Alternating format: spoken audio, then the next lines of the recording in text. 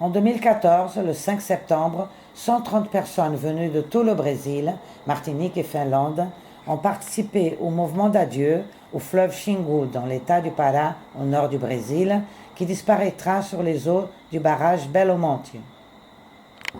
À cette occasion, une expédition de 21 pirogues descend du Haut Xingu en faisant le tour du barrage existant nommé Volta Grande, sur une distance de 109 km, dans le but de montrer notre indignation face à l'impact écologique et social d'un tel ouvrage impliquant la disparition du territoire des Indiens Juruna et Arara et des riverains du fleuve.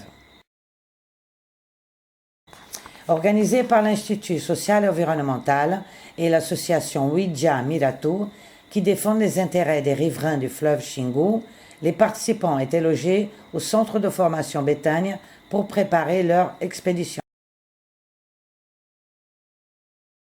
L'immensité impressionnante du fleuve, ainsi condamnée par le progrès, la diversité des paysages, l'humeur fluctuante des eaux vives et les nuits de discussions partisanes à la belle étoile sur les rives du monstre sacrifié n'ont pas fait oublier aux participants que le fleuve demandait beaucoup d'efforts musculaires pour lui rendre ce dernier hommage.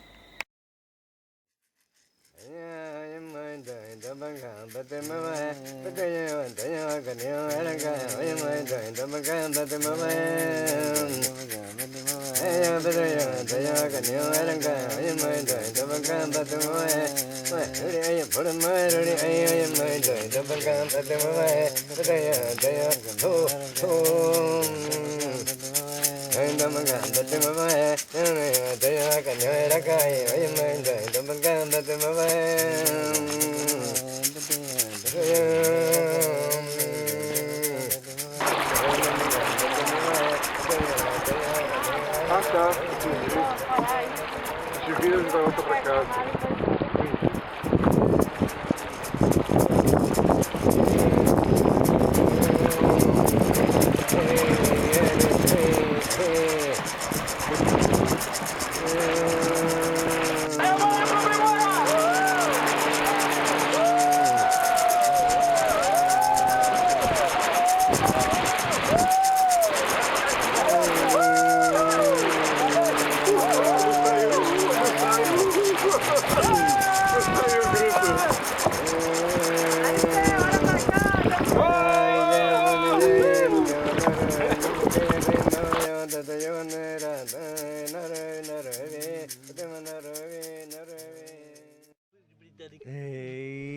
Kedelik ya.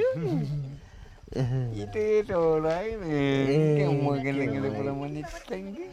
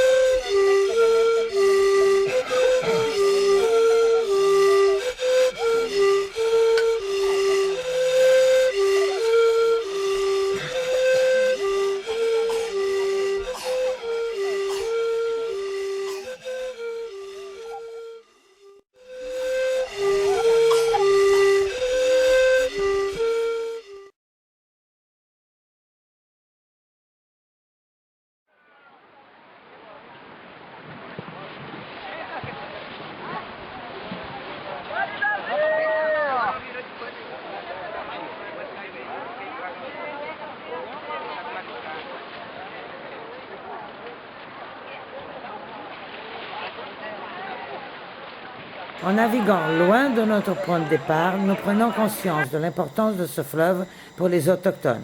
À l'exemple des habitants de l'île de la Ferme, qui ne prélèvent que pour leur survie, quand d'autres exploitent le fleuve pour exporter des poissons d'aquarium. Quelle transition économique et sociale le barrage apportera aux Indiens et aux riverains habitants de Altamira? Altamira, cette ville sans infrastructure, ne peut faire face aux 60 000 ouvriers arrivés pour la construction du barrage. Avec ses travailleurs et ses promoteurs, ici, l'afflux de l'argent moins rare n'enrichit pas, mais augmente le coût de la vie en spéculant sur l'hypothétique développement économique du barrage. En attendant, la vie n'est pas améliorée. Un Eldorado successivement exploité par le caoutchouc, les orpailleurs et maintenant les promoteurs du Belo Monte. Quel sera l'avenir d'Altamira à la fin des travaux du barrage et avec la démobilisation de ses travailleurs? Des sous, des portables, des embarcations à moteur, de l'essence. L'indemnisation a été donnée, mais les Indiens veulent garder leur identité. Ils veulent savoir comment réorganiser leur vie, sans le fleuve et vers un inconnu, la terre ou un lac.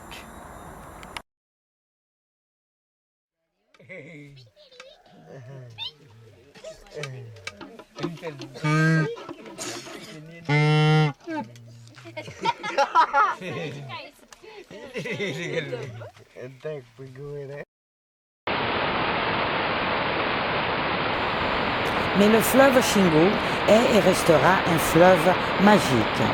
Selon la légende, les rapides seraient une partie de l'Atlantide, ce continent perdu.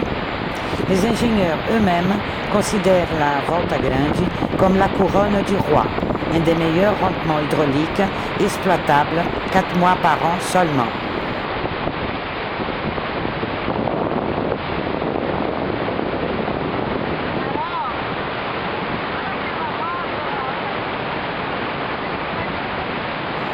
Cette expédition émouvante, partagée par tous les participants, a réveillé la fameuse brasilianesse.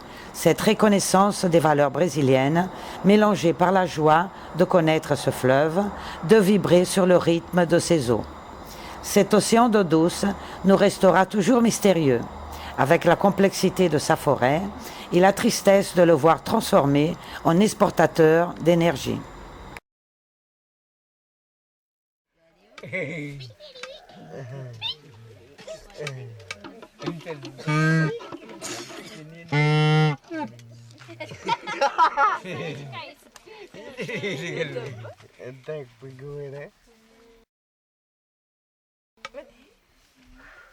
Oh, stupid lah.